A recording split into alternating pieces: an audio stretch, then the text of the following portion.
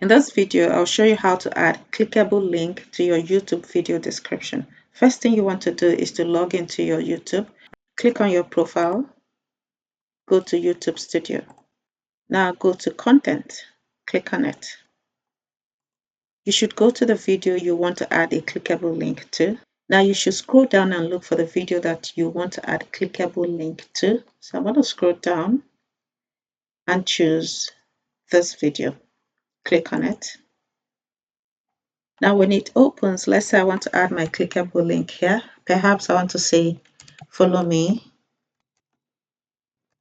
on Instagram. Then I have to go to my Instagram page, click on it.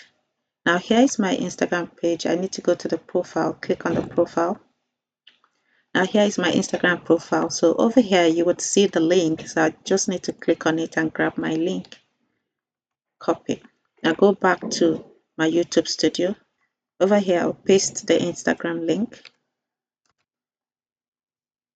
Okay, so you should ensure that you have your https://